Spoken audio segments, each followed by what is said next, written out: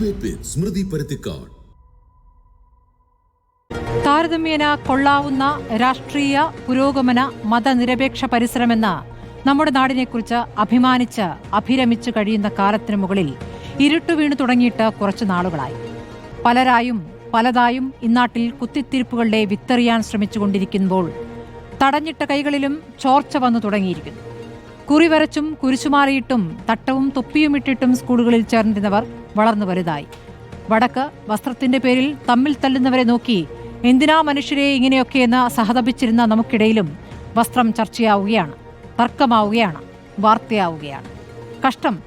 നൂറ്റാണ്ടുകൾ നാട് പൊരുതിയുണ്ടാക്കിയ മണ്ണടിഞ്ഞവർ മനക്കരുത്തുകൊണ്ടും മെയ്ക്കരുത്തുകൊണ്ടും പൊരുതിയുണ്ടാക്കിയതാണ് കേരളത്തിന്റെ മതേതര മനസ്സ്. ഇപ്പോഴും അപ്പുറത്തെ അമ്പലത്തിലേക്ക് അരി നേർച്ചയായി നൽകുന്ന, നബിദിന റാലിക്ക് വെള്ളം നൽകുന്ന, പള്ളിപ്പെരുന്നാളിന് ഒരുമിച്ച് നിന്ന് താളം ചവിട്ടുന്ന നാടാണ് കേരളം. ആ പേര് തമ്മിൽ തല്ലിക്കളയരുത്. ഹിജാബിൽ പിടിവാശു എന്നതാണ് ചോദ്യം.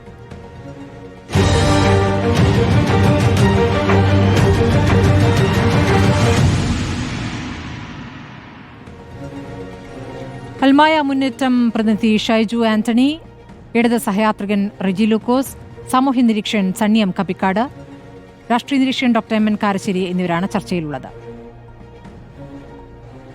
ആദ്യം ഞാൻ ശ്രീ റിജി ലൂക്കോസിലേക്ക് പോകുന്നു. ശ്രീ റിജി ലൂക്കോസ്, ഹിജാബിൽ ഇപ്പോൾ കൊച്ചിയിലെ ഒരു സ്കൂളിലുണ്ടായ വിഷയമാണല്ലോ, റിത്ത സ്കൂളിൽ. ഇതിൽ ഹിജാബിൽ ആർക്കാണ് പിടിവാശി? സ്മൃതി, ഇതിനകത്ത് ആ സ്കൂൾ അധികൃതർക്കോ ആ കുട്ടിയുടെ പിതാവിനോ ഒരു പിടിവാശിയില്ല. ഇതിനിടയിൽ നിന്നുകൊണ്ട് ചിലർ വിദ്വേഷം പ്രചരിപ്പിച്ചുകൊണ്ട് ഈ പറയുന്ന രീതിയിലുള്ള മതവിദ്വേഷം പ്രചരിപ്പിച്ച് മുതലെടുക്കാൻ ശ്രമിക്കുന്നതാണ് ദുഃഖകരമായ സംഭവം. കേരളം പോലെ ബഹുസ്വരതയുള്ള ഒരു സംസ്ഥാനത്ത് ഇതിങ്ങനെ സംഭവിക്കാൻ പാടില്ലായിരുന്നു. അവിടെ ആ കുട്ടിയുടെ ആ സ്കൂളിൻ്റെ നിയമാവലി അനുസരിച്ച് അവർ ആ കുട്ടിയോട് വിവരം പറഞ്ഞു. കുട്ടിയുടെ പിതാവ് അവിടെ വന്നു, കാര്യങ്ങൾ സംസാരിച്ചു. പിന്നീട് വരുന്നത് SDPIയുടെ പ്രാദേശിക നേതാവ് അവിടെ വരുന്നു, അവരുമായിട്ട് സംസാരിക്കുന്നു. SDPIയുടെ പ്രാദേശിക നേതാവിന് ആ സ്കൂളിൽ എന്താ കാര്യം? അവരാ നിയമപരമായിട്ടുള്ള കാര്യങ്ങൾ സംസാരിച്ചു. ആ കുട്ടിക്ക് പ്രശ്നമില്ല, പിതാവിന് പ്രശ്നമില്ല, അത് രമ്യതയോട് പരിഹരിച്ചു. ആ പരിഹരിച്ചതിന് ശേഷം ചില ആളുകൾ മുതലെടുപ്പിന് വരുന്നുണ്ട്. ഇപ്പോൾ BJPയും കളത്തിലിറങ്ങിയിരിക്കുകയാണ്, SDPI കളത്തിലിറങ്ങിയിരിക്കുകയാണ്. അതൊക്കെ തെറ്റാണ്. ഞാൻ വാസ്തവത്തിലാണ് അത്തരം പ്രവൃത്തിയോട് എന്താ പറയുക, ഒരു കാരണവശാലും യോജിക്കാത്ത വിധത്തിൽ ചർച്ചയിൽ പങ്കെടുക്കാനായിട്ടാണ് ഞാൻ ഈ ചർച്ചയിൽ പങ്കെടുക്കുന്നത് തന്നെ.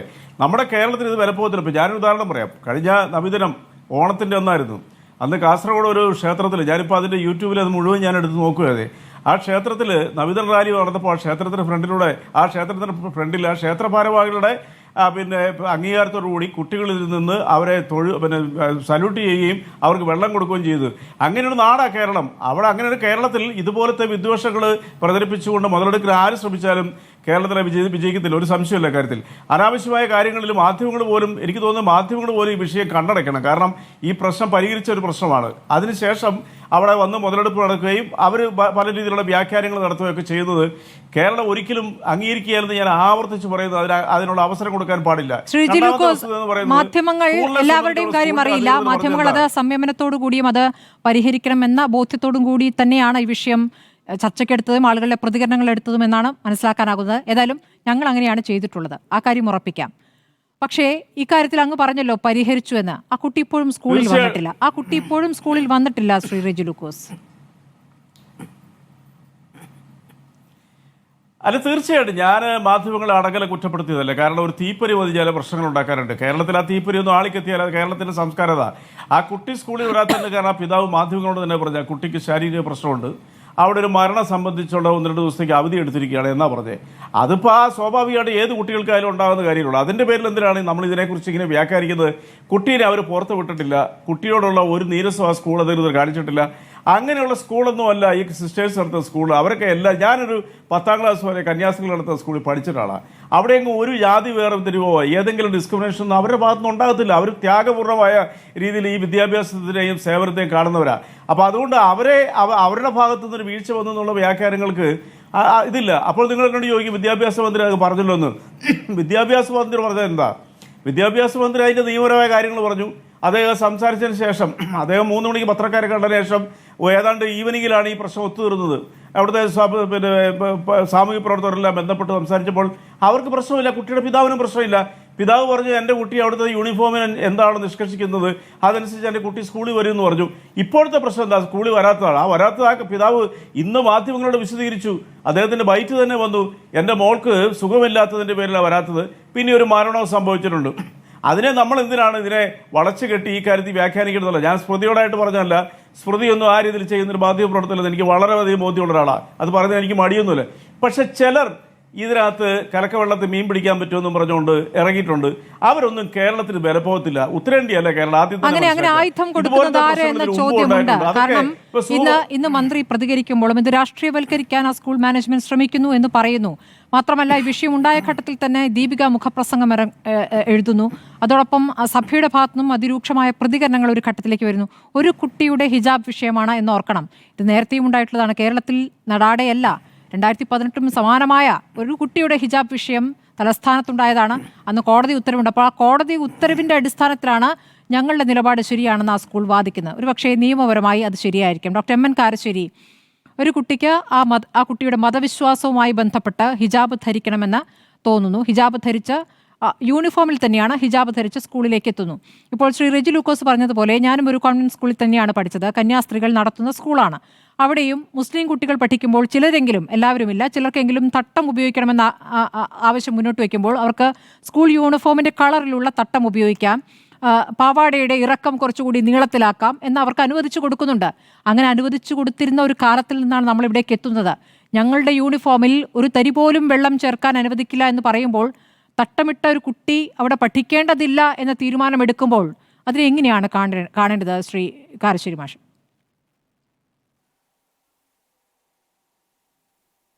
സ്മൃതി, എനിക്ക് ഈ ഉയർന്ന വിവാദത്തെപ്പറ്റി വളരെയധികം ആകാംക്ഷയുള്ള ഒരാളാണ് ഞാൻ. എന്താ കാരണം എന്ന് വിചാരിച്ചാൽ, നമ്മൾ വിചാരിക്കുന്നതിലപ്പുറത്ത് ഇത് സമുദായങ്ങൾ തമ്മിലുള്ള ചേരിതിരിവ്, പോളറൈസേഷൻ, ധ്രുവീകരണം ഉണ്ടാക്കാൻ സാധ്യതയുണ്ട്. പിന്നെ ഇത് ശരിക്കും മാന്തി പുണ്ണാക്കിയത് നിർഭാഗ്യവശാൽ നമ്മുടെ ബഹുമാനപ്പെട്ട വിദ്യാഭ്യാസ മന്ത്രി ശ്രീ ശിവൻകുട്ടിയാണ്. അദ്ദേഹം ഇത് ഏറ്റെടുത്തപ്പോഴാണ് ഇതിന് ഇത്ര വലിയ ജനശ്രദ്ധയും മാധ്യമശ്രദ്ധയും ഒക്കെ കിട്ടിയത്. എൻ്റെ അറിവ് ശരിയാണെങ്കിൽ ഈ കുട്ടി 4 മാസം അവിടെ തട്ടമിടാതെ പോയിരുന്നു. പിന്നെ പെട്ടെന്ന് എന്താണ് ഇങ്ങനെ തട്ടത്തിനൊരു പ്രശ്നം വന്നതെന്ന് എനിക്ക് മനസ്സിലായിട്ടില്ല. ഒന്നത്. രണ്ടാമത്തെ കാര്യം, ഈ സ്കൂളിൻ്റെ നിയമാവലികളിൽ കൃത്യമായിട്ട് യൂണിഫോമിൻ്റെ കാര്യം പറയുന്നുണ്ട്. അത് അനുസരിച്ച് പൊയ്ക്കോളാം എന്ന് ഇവർ ഏറ്റിട്ടുമുണ്ട്. പിന്നെ അവർ തമ്മിൽ അധ്യാപക രക്ഷാകർ സംഘവും സ്കൂൾ മാനേജ്മെൻറ്റും ഒക്കെ സംസാരിച്ച് ഈ സംഗതി തീർന്നു എന്ന് ആണ് വാർത്ത കണ്ടത്. അതിൻ്റെ ഉടനെയാണ് മന്ത്രിയുടെ ഈ പ്രസ്താവന വരുന്നത്. ഇതിലൊരു പ്രശ്നം എന്താണെന്ന് വിചാരിച്ചാൽ, ഒരു മുസ്ലിം പെൺകുട്ടി അല്ലെങ്കിൽ ആൺകുട്ടി അഡ്മിഷന് വരുമ്പോൾ ഇനി സ്കൂളുകളൊന്ന് ആലോചിക്കും, ആവശ്യമില്ലാത്ത പ്രശ്നം ഉണ്ടാക്കണം. ഇപ്പോൾ 2 കൊല്ലം മുമ്പാണ് എൻ്റെ ഓർമ്മ, മൂവാറ്റുപുഴയിൽ കുറച്ച് കുട്ടികൾ, അവർക്ക് ഒരു ക്രിസ്ത്യൻ മാനേജ്മെൻറ്റ് സ്ഥാപനത്തിലാണ്, മൂവാറ്റുപുഴയിൽ നിന്നാണ് എൻ്റെ ഓർമ്മ, അവർക്ക് വെള്ളിയാഴ്ച നിസ്കരിക്കാൻ സൗകര്യം വേണം. ഇതൊന്നും സ്കൂളുകാരുടെ പണിയല്ലല്ലോ. പിന്നെ നിയമപരമായി ഞാൻ മനസ്സിലാക്കുന്നത് ശരിയാണെങ്കിൽ ന്യൂനപക്ഷങ്ങൾ നടത്തുന്ന സ്ഥാപനങ്ങളിൽ അവർക്ക് ഇത്തരം കാര്യങ്ങളിൽ നിഷ്കർഷിക്കാനുള്ള അധികാരം, നിയമപരമായ അവകാശമുണ്ട്. അങ്ങനെ ഹൈക്കോടതി വിധിയുണ്ടെന്നാണ് ഞാൻ മനസ്സിലാക്കുന്നത്. അതെ. അപ്പോൾ ഇതിലുള്ള ഒരു പ്രശ്നം, ഈ ഇങ്ങനെ ചർച്ചയാക്കിയാൽ ഇപ്പോൾ ആ കുട്ടിയുടെ സ്ഥിതി ആലോചിച്ച് നോക്കൂ, അതുപോലെ മറ്റു കുട്ടികളുടെ സ്ഥിതി ആലോചിച്ച് നോക്കൂ. അപ്പോൾ നമ്മുടെ നേരത്തെ നമ്മൾ എല്ലാവരും പറയുന്ന മാതിരി നമ്മുടെ ഈ സമുദായ സൗഹാർദ്ദ അന്തരീക്ഷം സൃഷ്ടിക്കുന്നതിൽ ഏറ്റവും വലിയ പങ്ക് വഹിക്കുന്നത് നമ്മുടെ വിദ്യാലയങ്ങളാണ്. ആ വിദ്യാലയങ്ങളിൽ ഈ തരത്തിലുള്ള ചർച്ച നടക്കുക, വിദ്യാലയങ്ങളുടെ പേരിൽ ചർച്ച നടക്കുക എന്ന് പറയുമ്പോൾ നമ്മുടെ മതേതരമായ സാമൂഹ്യ വ്യവസ്ഥയ്ക്ക് വലിയ വിള്ളലുണ്ടാവും.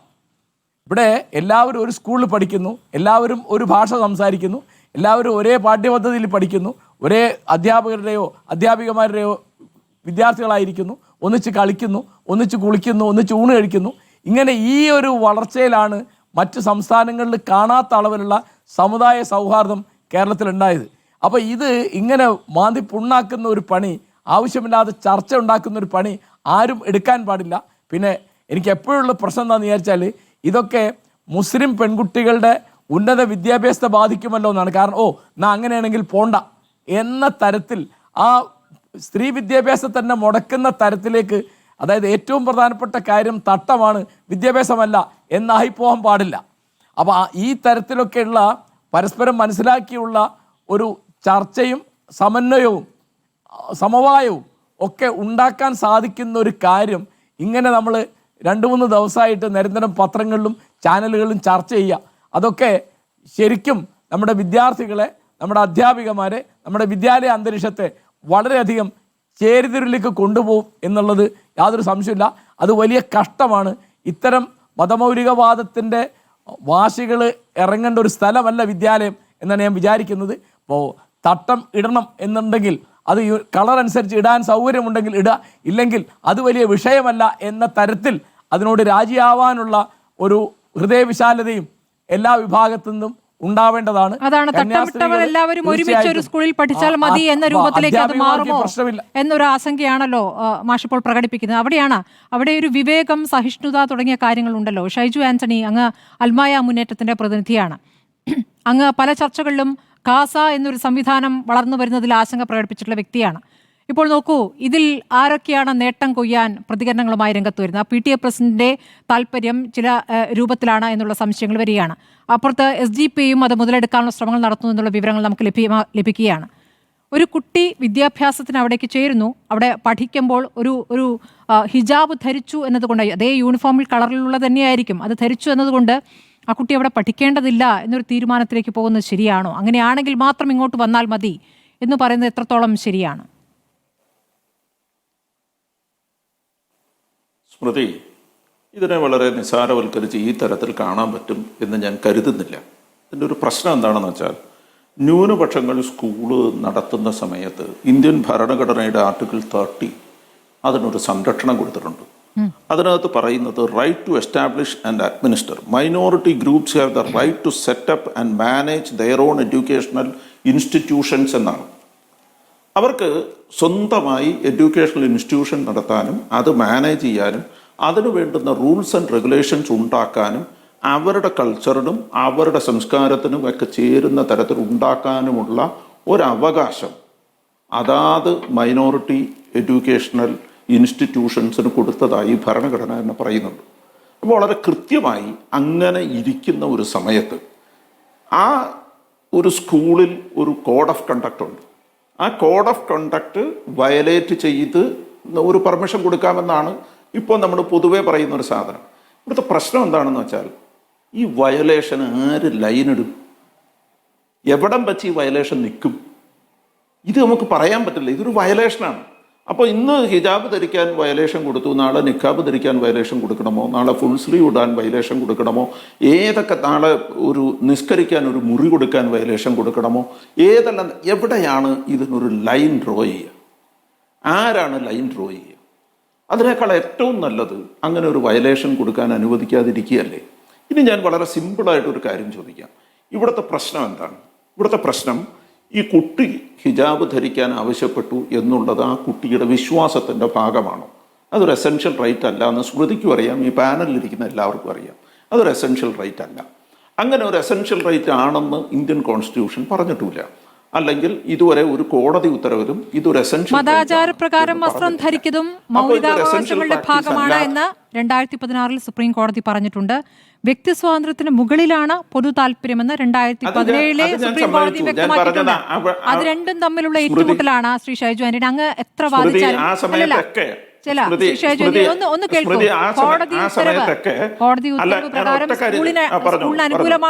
സ്കൂളിന് അനുകൂലമാണ് കോടതി വിധി എന്ന കാര്യത്തിലൊന്നും തർക്കമില്ല ശ്രീ ഷൈജു ആന്റണി. ഞാൻ ചോദിക്കുന്നത് സഹിഷ്ണുതയെ കുറിച്ചാണ്. അവിടെയാണ് ഞാൻ പറഞ്ഞു വരുന്നത്. അതായത് ഇത്തരം സഹിഷ്ണുത കൊടുക്കുന്ന സ്കൂളുകൾ ഇന്നും ക്രിസ്ത്യൻ വിദ്യാഭ്യാസ സ്ഥാപനങ്ങളിൽ ഉണ്ടെന്നേ. അതാണ് ഞാൻ ഒരു കാലത്ത് അങ്ങനെ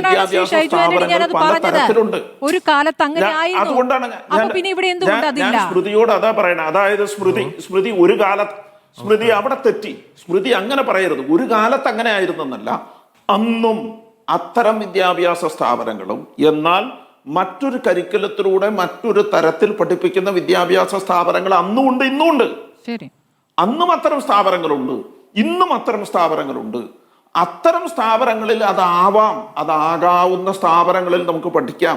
എന്നാൽ ചില സ്ഥാപനങ്ങൾ ഒരു പ്രത്യേക രീതിയിൽ അല്ലെങ്കിൽ പ്രത്യേക കരിക്കുലത്തിൽ പ്രത്യേക സ്റ്റൈലിൽ ആ കുട്ടികളെ പഠിപ്പിക്കാൻ വേണ്ടി ഉണ്ടാക്കിയിട്ടുള്ളതാണെങ്കിൽ ആ സ്ഥാപനങ്ങൾക്ക് ആ തരത്തിലേ പോകാൻ പറ്റൂ. ഞാൻ പറയുന്നത് ഇന്നും നിങ്ങൾ ആലോചിച്ച് നോക്കണം, ഇന്നും ക്രിസ്ത്യൻ വിദ്യാഭ്യാസ സ്ഥാപനങ്ങളിൽ അറബി പഠിപ്പിക്കുന്നുണ്ട്. അവിടെ ക്രിസ്ത്യൻ കുട്ടികളും ഹിന്ദു കുട്ടികളും അറബി പഠിക്കുന്നുണ്ട്.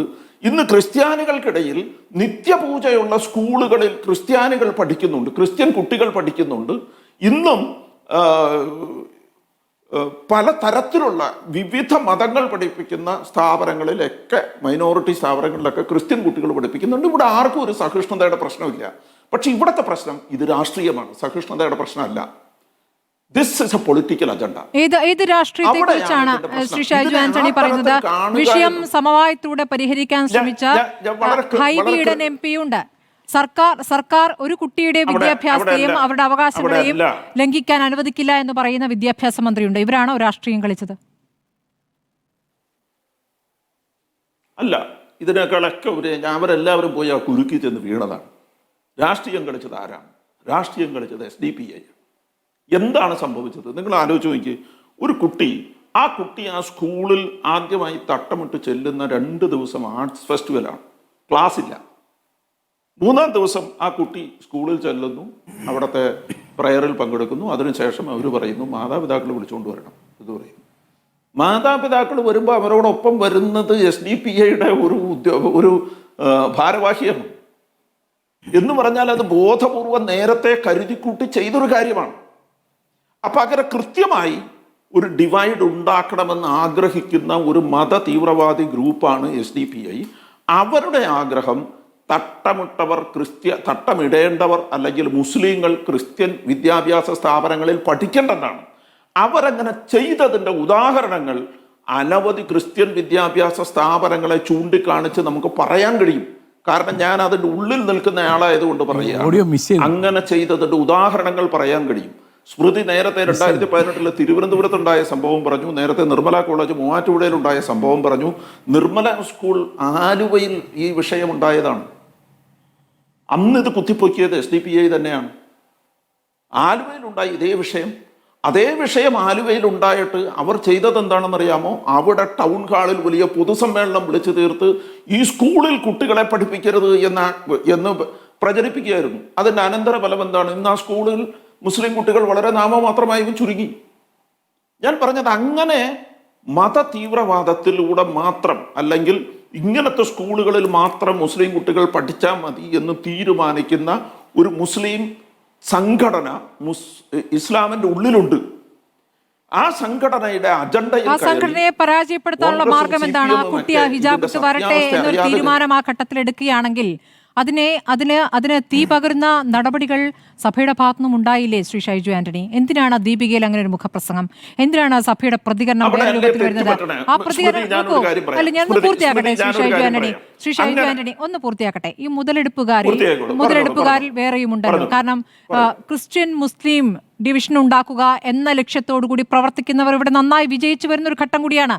അത് കുറേയൊക്കെ വിജയിച്ചിട്ടുമുണ്ടെന്നേ. ക്രിസ്ത്യൻ മനസ്സിൽ മുസ്ലിം വിരോധം നല്ല രീതിയിൽ കുത്തുവെക്കുന്ന സംവിധാനം ഇവിടെ നന്നായി പ്രവർത്തിച്ചു വരുന്നുണ്ട്. അവർ ഒരു ഘട്ടം വരെ വിജയിച്ചിട്ടുമുണ്ട്. അതിലൊരു തിരിച്ചടി ഉണ്ടായത് എപ്പോഴാണ്? വടക്കേ ഇന്ത്യയിൽ കന്യാസ്ത്രീകൾ ആക്രമിക്കപ്പെട്ട സംഭവത്തിലാണ്. നമുക്കറിയാം, അത് എത്ര ദിവസം അത് നമ്മൾ ചർച്ച ചെയ്തതാണ്. കന്യാസ്ത്രീകൾ എങ്ങനെയാണ് ആക്രമിക്കപ്പെട്ടത്? അവർക്ക് തലമറച്ച് പുറത്തേക്ക് ഇറങ്ങാൻ പറ്റാത്ത സാഹചര്യം ഉണ്ടായില്ലേ? അവർക്ക് ജപമാല കയ്യിൽ പിടിക്കാൻ പറ്റാത്ത സാഹചര്യം ഉണ്ടായില്ലേ? അവരെങ്ങനെയാണ് ജയിലിൽ കഴിഞ്ഞത്? ബൈബിൾ കയ്യിൽ നിന്ന് എടുത്ത് മാറ്റിയില്ലേ അവരുടെ? ഇതൊക്കെ നമ്മൾ കണ്ടതല്ലേ? വേറൊരു നാട്ടിലും നിങ്ങൾ അനുഭവിക്കുന്നത് ഇത് തന്നെയല്ലേ? അപ്പോൾ ഇതിൽ ഒരു പൊതു സാഹചര്യമുണ്ട്. ആ പൊതു സാഹചര്യത്തെ എത്രത്തോളം ക്രിസ്ത്യൻ സംവിധാനങ്ങൾ തിരിച്ചറിയുന്നു എന്നൊരു ചോദ്യം കൂടിയുണ്ട് ശ്രീ ഷൈജു ആന്റണി. സ്മൃതി, ഞാനൊരു കാര്യം പറയട്ടെ.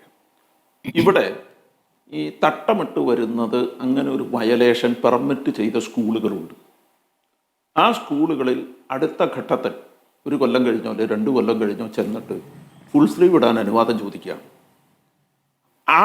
അത്തരം സ്കൂളുകളിൽ മറ്റൊരു സ്കൂളിൽ പോയിട്ട് നിസ്കരിക്കാൻ മുറി ചോദിക്കുകയാണ്. മറ്റൊരു സ്കൂളിൽ പോയിട്ട് നിക്കാബ് ധരിക്കാൻ, പ്രത്യേക സാഹചര്യങ്ങളിൽ നിക്കാബ് ധരിക്കാൻ അനുവാദം ചോദിക്കുകയാണ്. എന്ന് പറഞ്ഞാൽ ഇതിവിടെ കൊണ്ട് തീരൂല.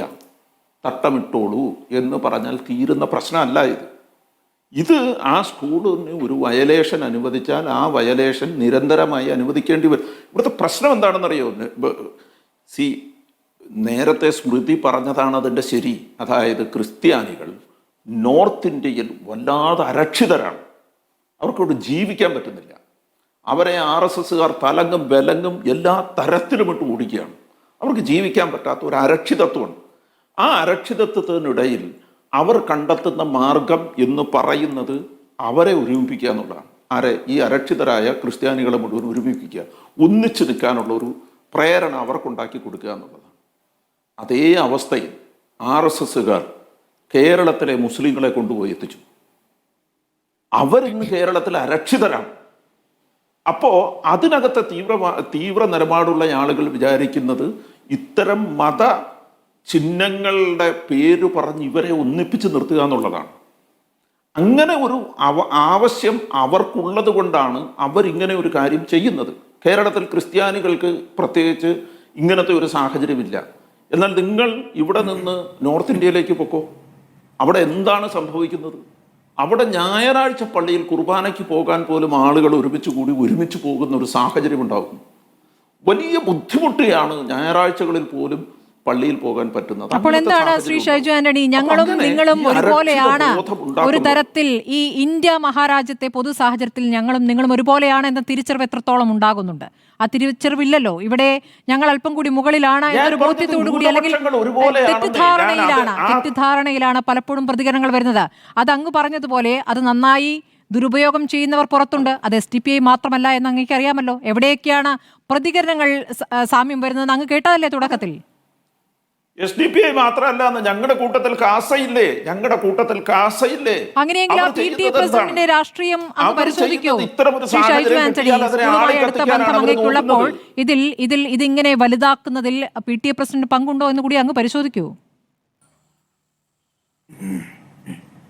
തീർച്ചയായിട്ടും ഞാൻ പറഞ്ഞത് ഈ PTA പ്രസിഡന്റ് മാത്രമല്ല, ഇതിനകത്ത് പങ്കുള്ള ആളുകളുണ്ട്. ക്രിസംഖികളും സംഖ്യകളും ഒക്കെ ഇത് ആഘോഷിക്കുകയല്ലേ? എങ്ങനെയാണ് ഇത് ആഘോഷിക്കുന്നത്?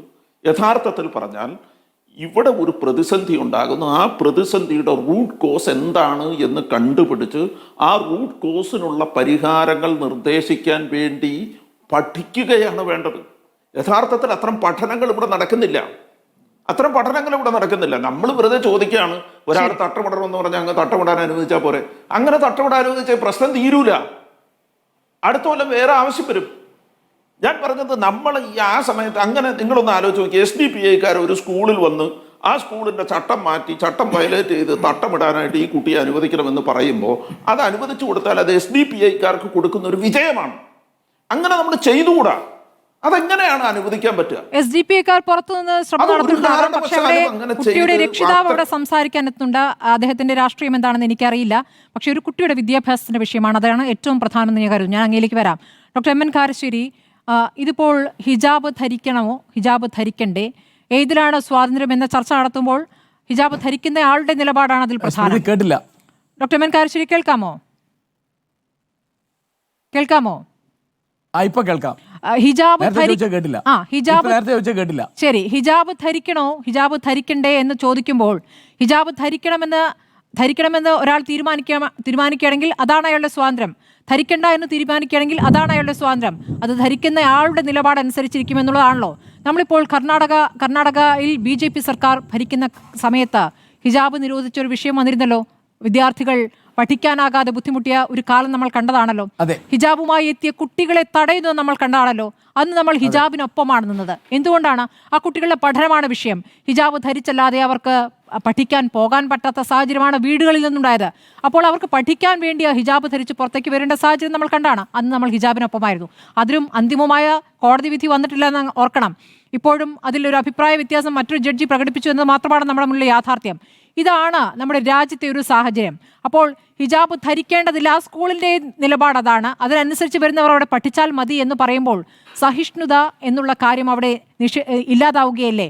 ഞങ്ങളുടെ നിലപാടിനനുസരിച്ച് വരുന്നവർ മാത്രം മതി, ഒരേ അച്ചിൽ വാർത്തവർ മതി എന്ന് പറയുമ്പോൾ ഒരൊറ്റ രാജ്യം ഒരൊറ്റ യൂണിഫോം എന്നുള്ള മറ്റൊരു സമീപനം കൂടി നമ്മൾ ചേർത്ത് വായിക്കണം. ഒരേ രൂപത്തിൽ തന്നെ കാണണം എന്നുള്ളത് ചേർത്ത് വായിക്കണം. വ്യത്യസ്തത കണ്ടു കഴിഞ്ഞാൽ എന്ത് സംഭവിക്കും? Doctor M N Karassery? Smrithi, ഇതിൽ ആളുകൾക്ക് ഒരു ആശയകാലുഷ്യം ഉണ്ടാകുന്നൊരു കാര്യം ഞാൻ ആദ്യം ഒന്ന് വിശദീകരിക്കാം.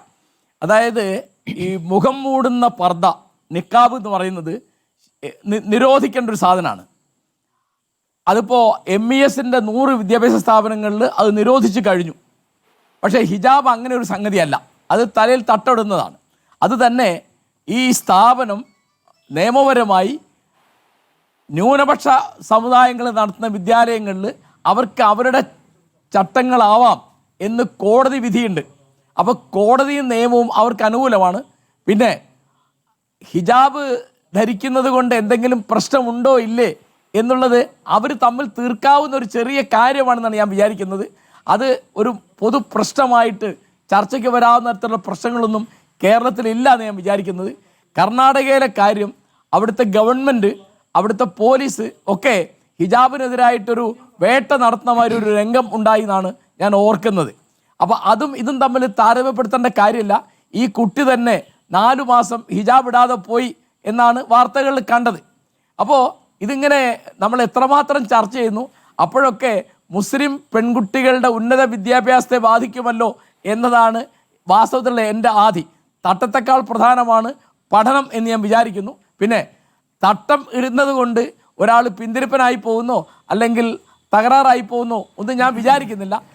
ആ സ്കൂളിൽ ഞാൻ മനസ്സിലാക്കുന്നിടത്തോളം ഈ പൊട്ടു തൊടുക തുടങ്ങിയുള്ള മതചിഹ്നങ്ങളൊക്കെ അവർ വിലക്കിയിട്ടുണ്ടെന്ന് ഞാൻ മനസ്സിലാക്കുന്നത്. അത് വിദ്യാർത്ഥികൾക്ക് മാത്രമേ ബാധകമായിട്ടുള്ളൂ.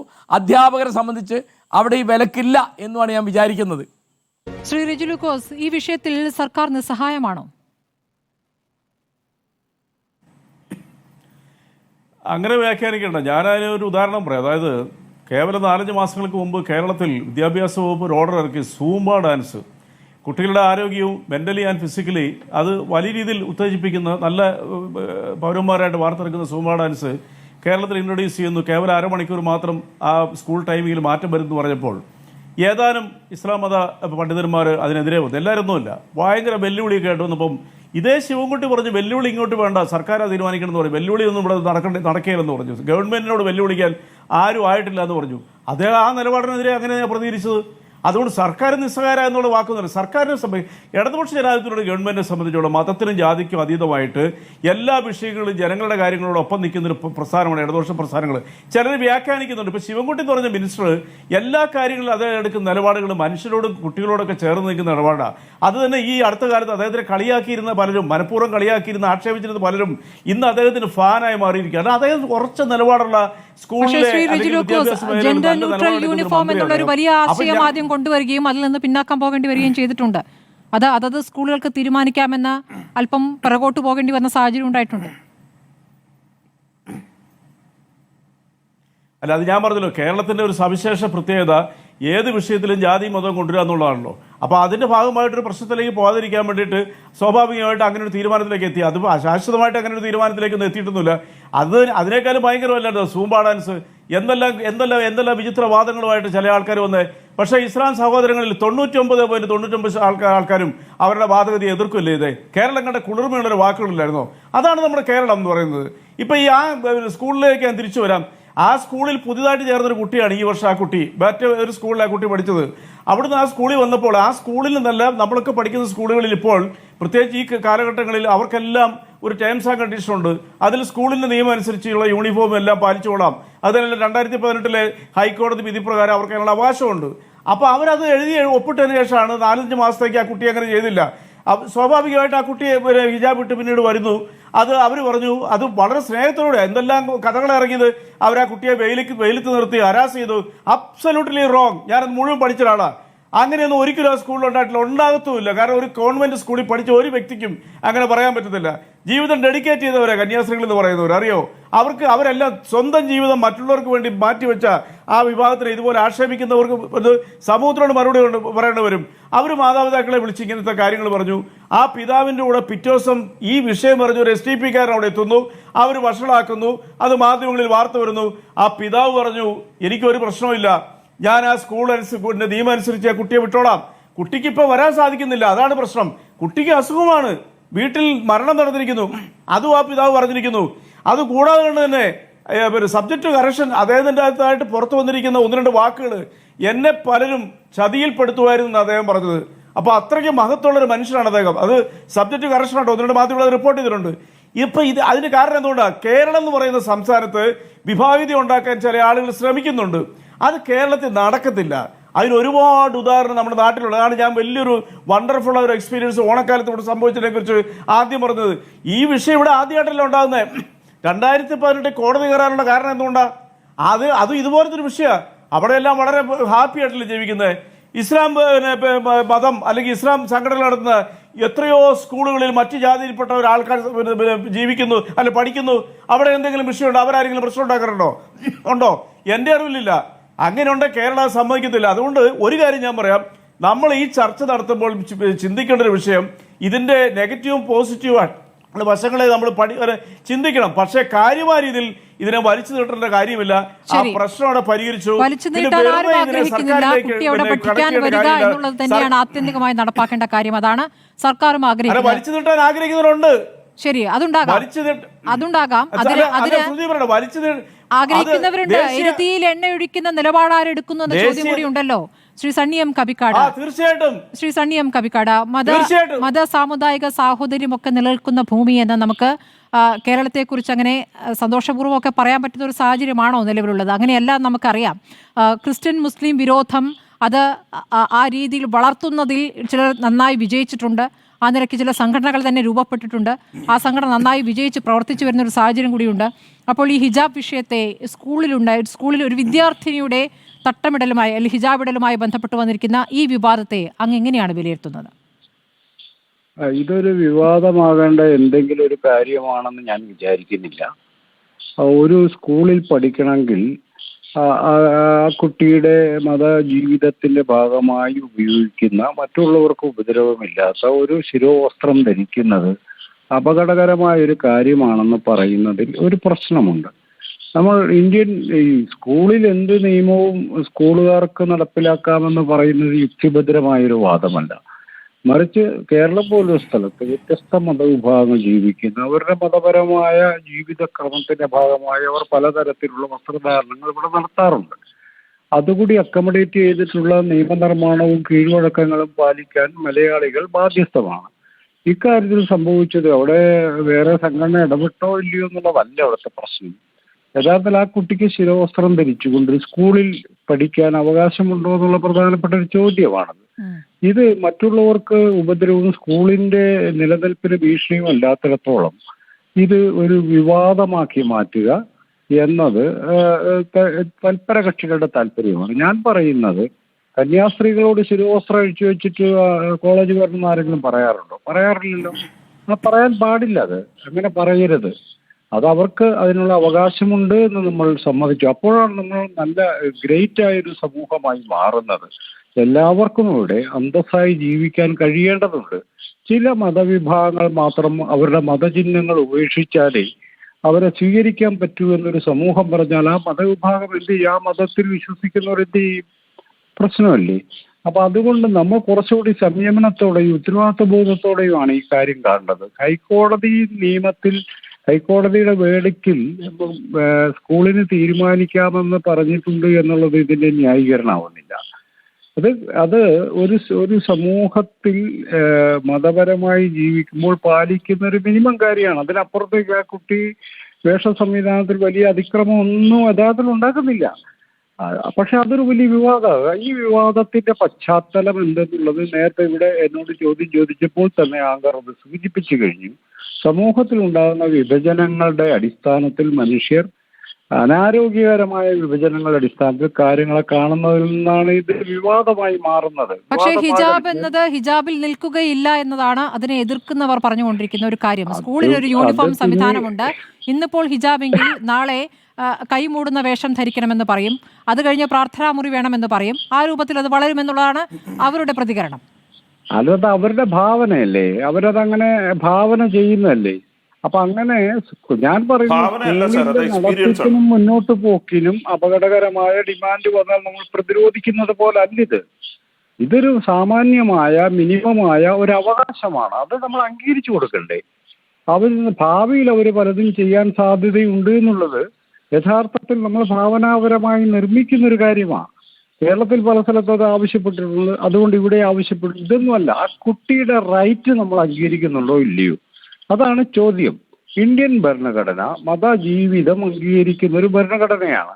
അതിൻ്റെ അടിസ്ഥാനത്തിൽ ആ കുട്ടി ഹിജാബ് ധരിച്ചുകൊണ്ട് സ്കൂളിൽ വരുമ്പോൾ അത് നമ്മൾ അംഗീകരിക്കുന്നുണ്ടോ ഇല്ലയോ എന്നുള്ളതാണ് ചോദ്യം. അത് എന്ത് അപകടമാണ് ആ സ്കൂളിന് ഉണ്ടാക്കുന്നത്, അതാ പരിശോധിക്കേണ്ടത്. അതല്ലാതെ ഭാവിയിൽ ആ കുട്ടി വേറെ വസ്ത്രം ധരിച്ചു വരാൻ സാധ്യതയുണ്ടെന്നും ഭാവിയിൽ പ്രാർത്ഥനയ്ക്ക് സ്ഥലം വേണമെന്ന് ആ കുട്ടിയോ അല്ലെങ്കിൽ മറ്റൊരു കുട്ടിയോ പറയാൻ സാധ്യതയുണ്ടെന്നും അതുകൊണ്ട് കൂമ്പിലെ നുള്ളണമെന്നല്ല ഈ പറയുന്നത്. ഇതൊരു വളരെ തെറ്റായിട്ടുള്ള ഒരു സമീപനമാണെന്നാണ് ഞാൻ പറയുന്നത്. കുറച്ചുകൂടി ഉത്തരവാദിത്ത ബോധത്തോടു കൂടി ഡൈവേഴ്സിഫൈഡ് ആയിട്ടുള്ള സമൂഹത്തിൽ എങ്ങനെയാണ് നമ്മൾ റെഗുലേഷൻസ് ഉണ്ടാക്കേണ്ടത് എന്ന കാര്യത്തിൽ എല്ലാവരും ആലോചിക്കേണ്ടതാണ്. ഞാൻ പറഞ്ഞല്ലോ, ഇതൊന്നും പള്ളിയിലെ തന്നെ ലോഹയിട്ടോടെ പഠിക്കാൻ പറ്റും. ആരെങ്കിലും അത് വിവരിക്കാറുണ്ടോ? ഇത് പറ്റത്തില്ലെന്ന് പറയാറുണ്ടോ? എന്തുകൊണ്ടാണ്?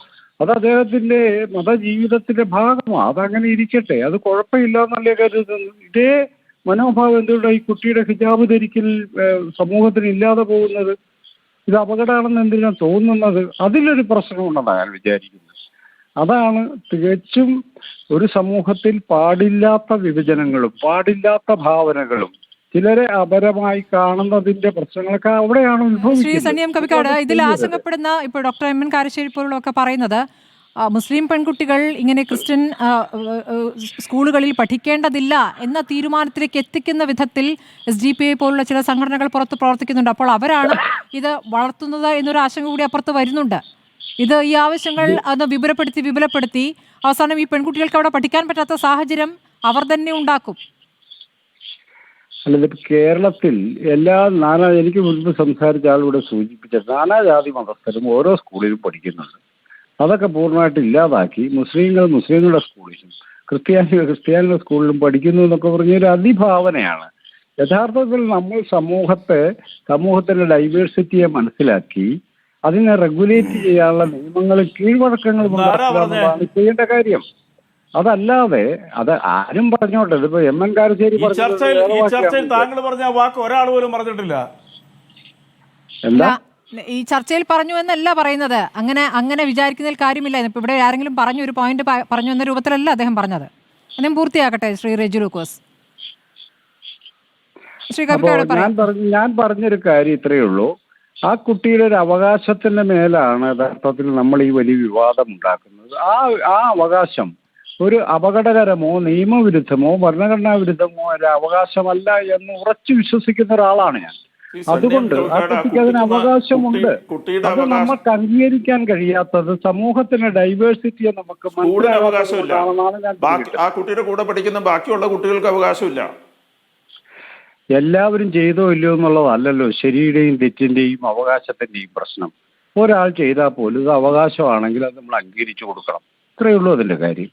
എല്ലാവരും ചെയ്യുന്നില്ല, മറ്റുള്ളവർക്ക് വേണ്ടല്ലോ. പിന്നെ നീ മാത്രം എന്തിനാണ് ചോദിക്കുന്നതെന്ന് ചോദിക്കാൻ പറ്റുമോ? അവകാശം യൂണിഫോം വയലേറ്റ് ചെയ്യുന്നത് അവകാശമാവുന്നത്? യൂണിഫോം വയലേറ്റ് ചെയ്യുന്നത് എങ്ങനെയാണ് സാർ അവകാശം? ശിരോവസ്ത്രം ധരിക്കുന്നതിൽ എന്താണ് യൂണിഫോം വയലേഷൻ കിടക്കുന്നത്? സ്കൂൾ അതായത് ഒരു സ്കൂളിൽ ഒരു കുട്ടി ചേരുന്നു. ആ കുട്ടി ചേരുമ്പോൾ ഈ യൂണിഫോം എന്താണെന്ന് പറയുന്നു, അതിൻ്റെ അകത്ത് പാൻറ് എന്താണ്, ഷർട്ട് എന്താണ്, ഷർട്ട് എങ്ങനെ ഇടണം, എല്ലാ കാര്യങ്ങളും കൃത്യമായി പറയുന്നു. എന്നിട്ട് അതേ മാനുവലിൽ എഴുതി വയ്ക്കുന്നു, ബർത്ത്ഡേയിലല്ലാതെ ഈ യൂണിഫോമിന് വയലേഷൻ നടത്തിയാൽ സ്കൂളിലോ സ്കൂൾ കോമ്പൗണ്ടിലോ കുട്ടിയെ പ്രവേശിപ്പിക്കുന്നതല്ല എന്ന് എഴുതി വയ്ക്കുന്നു. ആ മാനുവൽ സ്വീകരിച്ചുകൊണ്ട് ഒരു കുട്ടി ആ സ്കൂളിൽ കയറുന്നു. ആ കുട്ടിക്ക് 4 മാസത്തോളം ആ മാനുവൽ സ്വീകരിച്ചുകൊണ്ട് അവിടെ 4-5 മാസത്തോളം ആ കുട്ടി അങ്ങനെ തന്നെ പോകുന്നു. ഒരു സുപ്രഭാതത്തിൽ ആ കുട്ടി പെട്ടെന്ന് ആ മാനുവൽ ലംഘിക്കുന്നു. അത് ലംഘിച്ചുകൊണ്ട് ആ കുട്ടി പുറത്തേക്ക് വരികയാണ്. ആ കുട്ടി പുറത്തേക്ക് വരുമ്പോൾ ആ കുട്ടി പറയുകയാണ്, എനിക്ക് വീട്ടിൽ നിന്ന് വലിയ പ്രഷറുണ്ട്. ഇങ്ങനെ ചെയ്യുന്ന ഒരു കാര്യത്തെയാണോ നിങ്ങൾ അവകാശം എന്ന് പറയുന്നതെന്ന് എനിക്ക് മനസ്സിലാകുന്നില്ല. അതെങ്ങനെയാണ് സാർ അവകാശമായി മാറുന്നത്? എനിക്കതിന് ഒരു തരത്തിലും മനസ്സിലാക്കാൻ പറ്റുന്നില്ല. ഞാനൊരു കാര്യം പറയട്ടെ, ഇങ്ങനെ ഒരു സ്കൂളില് മാനുവലിൽ ഒറ്റ കാര്യം കൂടി പറയാം. കേരള സംസ്ഥാന ആഭ്യന്തര വകുപ്പ് ശ്രീ ഷൈജു അദ്ദേഹം പൂർത്തിയായിക്കോട്ടെ. ഞാൻ പറഞ്ഞതിനാണോ മറുപടി? ഒരു മാനുവലിനകത്ത് എഴുതി എന്നത് അതിന്റെ ഓതന്റിസിറ്റിയുടെ ലക്ഷണം. നിങ്ങൾ ഈ കുട്ടിയുടെ ഒരു സംഗതി എന്നതിനാണ് നമ്മുടെ സമൂഹത്തിന്റെ ഒരു പ്രശ്നമായിട്ട് തന്നെ മനസ്സിലാക്കണം എന്നാണ് ഞാൻ പറയുന്നത്. അപ്പൊ ഈ സ്കൂളിൽ അങ്ങനെ ഒരു ഇത് എഴുതിയിട്ടുണ്ടെങ്കിൽ അതിനകത്ത് തെറ്റുണ്ടെന്നാണ് ഞാൻ പറയുന്നത്. അത് തെറ്റാണ്, അത് അങ്ങനെയല്ല. ഇത്രയും ഡൈവേഴ്സിഫൈഡ് നിയമ സ്കൂളുകാരുടെ പുറപ്പെടുവിക്കാൻ പാടില്ല. ഇതാണ് ഞാൻ പറയുന്ന ഒരു കാര്യം. ഹൈക്കോടതി വിധിയുണ്ട്, അങ്ങ് അതൊന്നും നോക്കാം. ഞാൻ പറഞ്ഞല്ലോ, കുട്ടികളെ അതല്ല ശരി അല്ല ഹൈക്കോടതി വിധി ഒന്നും വേണ്ട. ഞാൻ സാറിനോട് ഒരു സിമ്പിൾ ആയ ഒരു സംശയം ചോദിച്ചോട്ടെ. കുട്ടികളെ പോലീസ് കേഡറ്റിൽ എടുക്കുന്നുണ്ട് കേരള സർക്കാർ, കുട്ടികളെ പോലീസ് കേഡറ്റിൽ എടുക്കുന്നുണ്ട്. ആ കേരള സർക്കാർ എടുക്കുന്ന പോലീസ് കേഡറ്റിൽ എടുക്കുന്ന കേരള സംസ്ഥാന ആഭ്യന്തര വകുപ്പ് 21/1/2022 ഉത്തരവ് 199/2022 ഹോം അത് പ്രകാരം സ്റ്റുഡൻറ് പോലീസ് കേഡറ്റിലെ അംഗങ്ങളായ വിദ്യാർത്ഥികൾ ഹിജാബ് പോലെയുള്ള മതപരമായ വസ്ത്രങ്ങൾ യൂണിഫോമിനൊപ്പം ധരിക്കുന്നത് വിലക്കിയിരിക്കുന്നു.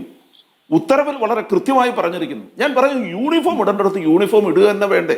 ഞാൻ പറഞ്ഞു പോലീസുകാർ യൂണിഫോം ഇടുന്നു, പോലീസ് സ്റ്റേഷനിൽ ചെല്ലുന്നവർ യൂണിഫോം ഇടണമെന്ന് നമ്മൾ ആവശ്യപ്പെടേണ്ട കാര്യമുണ്ടോ? പോലീസ് സ്റ്റേഷനിൽ ചെല്ലുന്നവർ യൂണിഫോം എന്താ ഇടുന്നില്ലല്ലോ, അതുകൊണ്ട് എനിക്ക് യൂണിഫോം ഇടേണ്ടതില്ല അങ്ങനെ പറയുന്നത് പോലെയല്ലേ. ഞാൻ പറയണത് വെച്ചാൽ യൂണിഫോം പോലീസ് കേഡറ്റിന് യൂണിഫോം കൊടുക്കുമ്പോൾ കേരള സർക്കാർ ഇറക്കിയ ഉത്തരവാണ്. കേരള സർക്കാരിൻ്റെ ഉത്തരവിൽ വളരെ വ്യക്തമായി പറഞ്ഞിട്ടുണ്ട് യൂണിഫോമിന് അതിൻ്റെതായ ഒരു പ്രത്യേകതയുണ്ട്. ഞാൻ പറഞ്ഞ ഒരു വക്കീലാണ്, ആ വക്കീൽ കോടതി പോകുമ്പോൾ ആ യൂണിഫോം ഇടണം. ഒരു കന്യാസ്ത്രീ കോടതിയിൽ വക്കീലായി പ്രാക്ടീസ് ചെയ്യുന്നത് യൂണിഫോം ഇട്ടാണ്. ഒരച്ഛൻ കോടതിയിൽ വക്കീലായി പ്രാക്ടീസ് ചെയ്യുന്നത് യൂണിഫോം ഇട്ടാണ്. ആ അച്ഛന് ഞാനൊരു അച്ഛനാണ് അതുകൊണ്ട് യൂണിഫോം ഇടണ്ട എന്ന് പറയാൻ പറ്റുമോ? അങ്ങനെ പറയാൻ പറ്റില്ല. ഞാൻ പറഞ്ഞ എന്തുകൊണ്ടാണ് നമ്മളൊക്കെ ഈ ഒരു യൂണിഫോം ഒരു സ്കൂള് ഉണ്ടാക്കി, അത് എല്ലാം പോട്ടെ, ഇതിൻ്റെ പൊളിറ്റിക്കലായ ഒരു മാനത്തെക്കുറിച്ച് ശ്രീ സണ്ണി എം കബിക്കാടിനെ പോലെ ഒരാൾ അജ്ഞനായിരിക്കുന്നതിനെ കുറിച്ച് എനിക്ക് വലിയ ആശങ്കയുണ്ട്. ഇവിടുത്തെ പ്രശ്നം എന്താണെന്ന് അറിയാമോ? ഒരു മുസ്ലിം തീവ്രവാദ സംഘടന ഒരു വിഷയം ഉന്നയിക്കുകയും ആ സംഘടനയ്ക്ക് അനുകൂലമായ ഒരു നിലപാടെടുക്കണമെന്ന് സാറിനെ പോലെയുള്ള ആളുകളൊക്കെ പരസ്യമായി വന്നിരുന്ന് പറയുകയാണ്. അതെങ്ങനെയാണ് പറയുന്നത്? ആ തീവ്രവാദ സംഘടനയെ പ്രോത്സാഹിപ്പിക്കാൻ. നിങ്ങൾ എന്തിനാണ് അങ്ങനെയുള്ള സംഘടനകളെ പ്രോത്സാഹിപ്പിക്കുന്നത്? അതുകൊണ്ട് ഈ സമൂഹത്തിന് എന്ത് നേട്ടമാണ് ഉണ്ടാകാൻ പോകുന്നത്? സംഘടനയെ കുറിച്ച് എന്തെങ്കിലും നിങ്ങൾ പട്ടാളത്തിന്റെ യൂണിഫോം അല്ലല്ല അങ്ങനെയല്ല പറഞ്ഞത്. അല്ലല്ല ശ്രീ ഷൈജു, അങ്ങനെയാണെങ്കിൽ അതാണ് നേരത്തെ ചോദിച്ചത്. കന്യാസ്ത്രീ പഠിക്കാൻ വരുമ്പോൾ കന്യാസ്ത്രീ വേഷത്തിലല്ലേ പഠിക്കുക ഷൈജു? ശ്രീ ഷൈജു, കന്യാസ്ത്രീകൾ പഠിക്കാൻ വരുമ്പോഴും പഠിക്കുന്ന കന്യാസ്ത്രീകളും ഒരു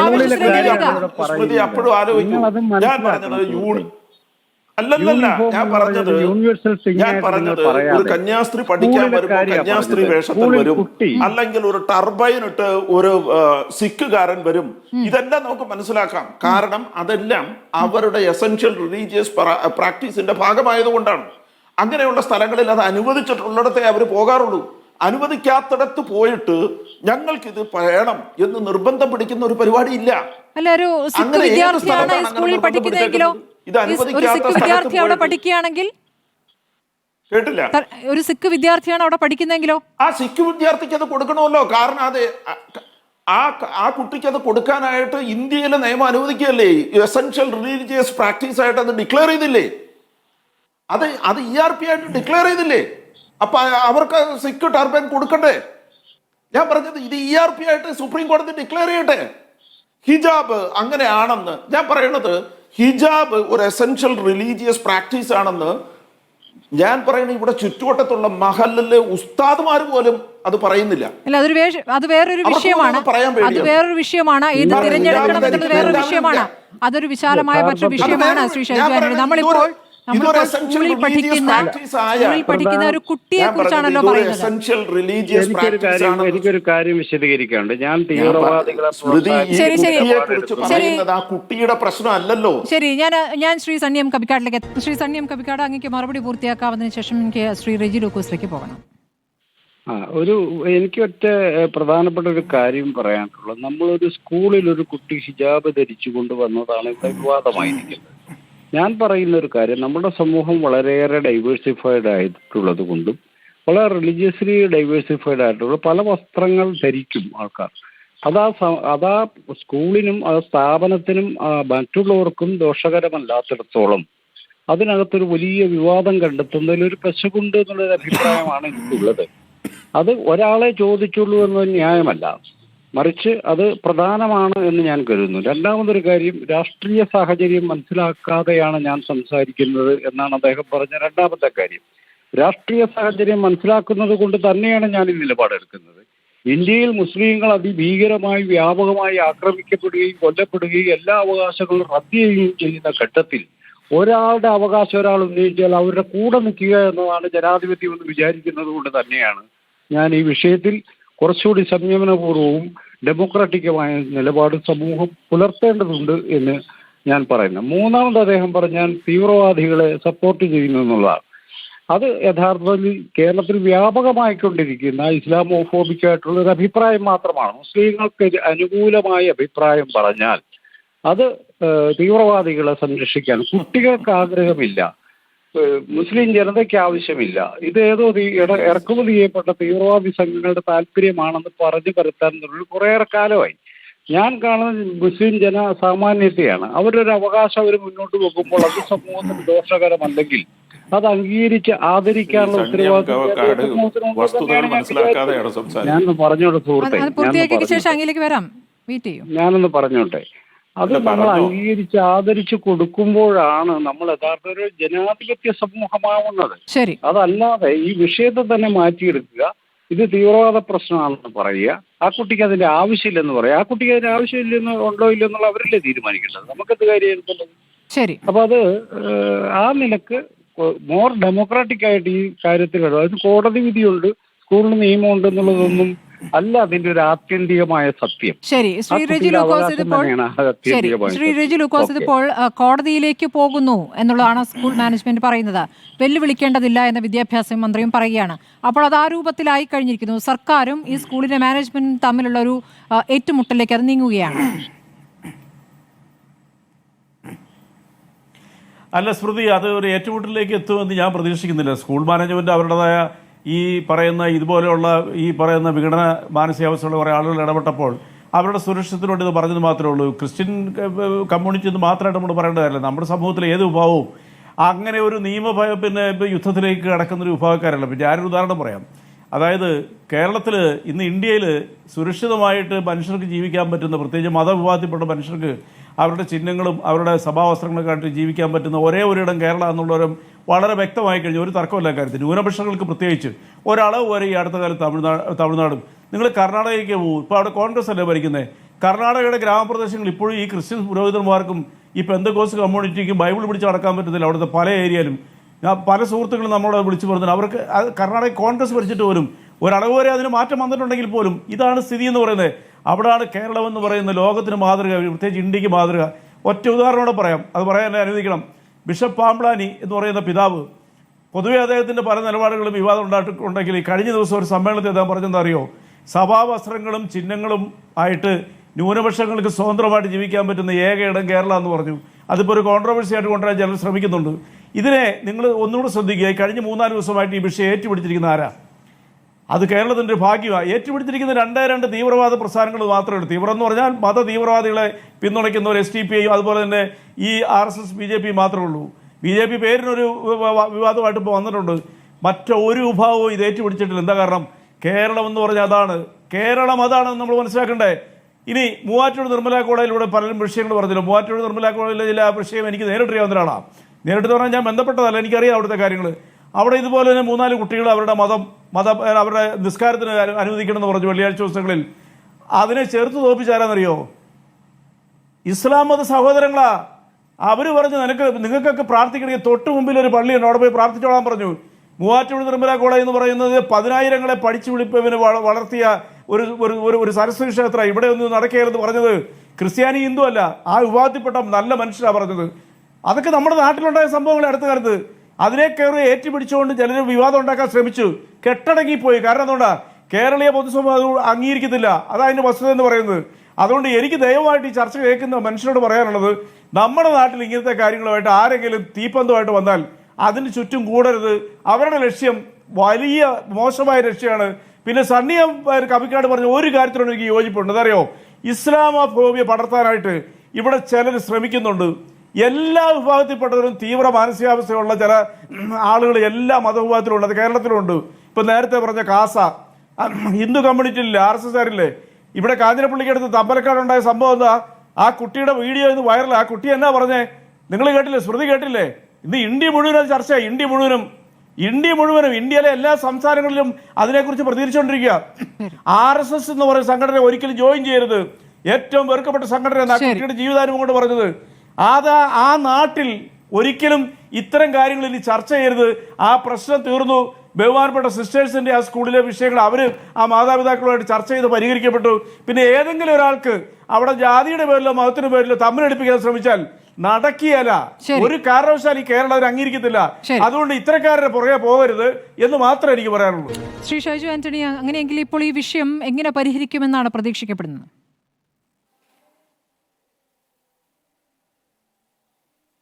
എൻ്റെ ഒരു പ്രതീക്ഷ അനുസരിച്ച് ഞാൻ ശ്രീ സണ്ണിയം കവിക്കാടിനോട് ഒരു വാക്ക് പറഞ്ഞിട്ട് ഞാൻ അതിലേക്ക് വരാം. ശ്രീ സണ്ണിയം കവിക്കാടിനെ വളരെ ആദരവോടെ കേൾക്കുകയും വായിക്കുകയും ഒക്കെ ചെയ്യുന്ന ഒരാളാണ് ഞാൻ. അദ്ദേഹം കരുതിയ പോലെ ഉദ്ദേശിച്ച് പറഞ്ഞതല്ല. പക്ഷെ അദ്ദേഹം ഇപ്പോൾ ഇവിടെ ഉണ്ടായിരിക്കുന്ന ഈ സാഹചര്യത്തിൻ്റെ വിശദാംശങ്ങൾ പഠിച്ചിരുന്നെങ്കിൽ ഒരു പക്ഷേ അദ്ദേഹം ഇങ്ങനെ പറയില്ലായിരുന്നു എന്ന് വിശ്വസിക്കുന്ന ഒരാളാണ്. അതിൻ്റെ വിശദാംശങ്ങൾ അദ്ദേഹം പഠിച്ചിട്ടില്ല. അതുകൊണ്ടാണ് ഇങ്ങനെ സംഭവിക്കുന്നത്. ഞാൻ പറയുന്നത്, ഇപ്പോൾ ക്രിസ്ത്യൻ മാനേജ്മെൻറ്റുകളിലും മുസ്ലിം മാനേജ്മെൻറ്റുകളിലും ഹിന്ദു മാനേജ്മെൻറ്റുകളിലും എല്ലാം ചില സ്കൂളുകളിൽ സർവ്വതരത്തിലുള്ള സ്വാതന്ത്ര്യവും നൽകിയിട്ടുണ്ട്. യൂണിഫോം ഇല്ലാത്ത സ്കൂളുകളുണ്ട്. യൂണിഫോമുകളിൽ വേരിയേഷൻസ് അനുവദിച്ചിട്ടുള്ള സ്ഥാപനങ്ങളുണ്ട്. അവിടങ്ങളിലെല്ലാം അങ്ങനെ പോവുകയും എന്നാൽ വർഷങ്ങളായി സ്ട്രിക്റ്റായ ഡ്രസ് കോഡ് പാലിക്കുന്ന ചില സ്ഥാപനങ്ങളുണ്ട്. അതിൻ്റെ പുറകിൽ അവർക്ക് കൃത്യമായ ചില ലക്ഷ്യങ്ങളുണ്ടാകും. അവർ ആ കുട്ടികളെ പഠിപ്പിക്കുന്നത് അങ്ങനെയായിരിക്കും. അതിൻ്റെ ചിട്ടകൾ വ്യത്യാസമായിരിക്കും, അതിൻ്റെ രീതികൾ വ്യത്യാസമായിരിക്കും. അതുകൊണ്ടാണ് ഇന്ന് പള്ളുരുത്തിയിലെ ഏറ്റവും അക്കാദമിക് നിലവാരമുള്ള ഒരു പ്രത്യേക കുട്ടികൾ, അതിൽ നിന്ന് പുറത്തു വരുന്ന കുട്ടികൾക്ക് ഒരു പ്രത്യേക വീറും വാശിയുമുള്ള ഒരു കുട്ടികളെ വളർത്തിയെടുക്കാനായിട്ട് സെൻറ്റ് റീതാസിന് പറ്റിയത്. അപ്പോൾ അതുകൊണ്ട് അത്തരം സ്കൂളുകളെ ആ ലെവലിലേക്ക് വിടുകയും എന്നാൽ മറ്റ് സ്കൂളുകളിൽ ക്രിസ്ത്യൻ മാനേജ്മെൻറ്റൊന്നും, ഈ നേരത്തെ റെജി ലൂക്കോസ് പറഞ്ഞത് ശരിയാണെന്ന്, ഇത് കേരളത്തിലൊന്നും വില പോവില്ല. ക്രിസ്ത്യൻ മാനേജ്മെൻറ്റ് സ്കൂളുകളിൽ മുസ്ലിങ്ങൾ തട്ടമിട്ട് വന്ന് പഠിപ്പിക്കുന്നവർ, മുഴുവൻ കറുത്ത വസ്ത്രമിട്ട് വന്ന് പഠിപ്പിക്കുന്നവരൊക്കെ ഉണ്ട്. അങ്ങനെയുള്ള സ്കൂളുകളിൽ അത് അതേപോലെ പോവുകയും എന്നാൽ ചുരുക്കം ചില സ്കൂളുകളിൽ മാത്രമാണ് ഇത്തരത്തിൽ വളരെ സ്ട്രിക്റ്റ് ആയിട്ടുള്ള ഡ്രസ് കോഡ് ഉള്ളത്. അത്തരം സ്കൂളുകളെ അതിന് അനുവദിക്കുകയും ചെയ്യുക എന്നതാണ് പ്രധാനം. അത് നാളെ മുസ്ലിം കമ്മ്യൂണിറ്റിയുടെ സ്കൂളുകളിലും ചിലപ്പോൾ അത്തരം ചുരുക്കം ചില സ്കൂളുകൾ ഉണ്ടായേക്കാം. അതൊക്കെ ഇക്കാലത്തെ അക്കാദമിക് നിലവാരത്തിൻ്റെ, പഠന നിലവാരത്തിൻ്റെ, അല്ലെങ്കിൽ എക്സ്ട്രാ കരിക്കുലർ ആക്ടിവിറ്റീസിൻ്റെ നിലവാരത്തിൻ്റെ, അവരെ ശീലങ്ങൾ പഠിപ്പിക്കുന്നതിൻ്റെ ഭാഗമായിട്ട് ഒക്കെ പഠിപ്പിക്കുന്നതായിരിക്കും. ഷൂടാൻ പഠിപ്പിക്കുന്ന സ്കൂളുകളുണ്ട്. എങ്ങനെയാണ് ഷൂടേണ്ടത്, എങ്ങനെയാണ് ഇത് ചെയ്യേണ്ടതെന്നൊക്കെ പഠിപ്പിക്കുന്ന സ്കൂളുകളുണ്ട്. അപ്പോൾ അതുകൊണ്ട് ഒരു യൂണിഫോം ധരിക്കേണ്ടത് എങ്ങനെയാണ്, അവർ നാളെ വേറെ സ്ട്രിക്റ്റായി യൂണിഫോം ധരിക്കേണ്ട പ്രത്യേക സാഹചര്യങ്ങളിൽ ജോലി ചെയ്യേണ്ടവരായിരിക്കും. അവർക്ക് അങ്ങനെ ജോലി ചെയ്യണ്ടേ? അങ്ങനെ ജോലി ചെയ്യേണ്ട സ്ഥലങ്ങളിൽ അവരെങ്ങനെ ബിഹേവ് ചെയ്യണം എന്നൊക്കെ പഠിപ്പിക്കുന്ന ശാലകളെ അത്തരത്തിൽ അതിനെ അനുവദിച്ചുകൊണ്ട് വിടുക. ശരി, എല്ലാത്തിനും മുകളിലേക്ക് സഹിഷ്ണുത എത്തുമെന്ന പ്രതീക്ഷയോടെ നമുക്ക് ഈ ചർച്ച അവസാനിപ്പിക്കാം. ശ്രീ ഷൈജു ആന്റണി, സമയമില്ലാത്തതുകൊണ്ടാണ്. വളരെ നന്ദി ശ്രീ ഷൈജു ആന്റണി, റെജി ലൂക്കോസ്, സണ്ണിയം കപ്പിക്കാട്, ഡോക്ടർ MN കാരശ്ശേരി.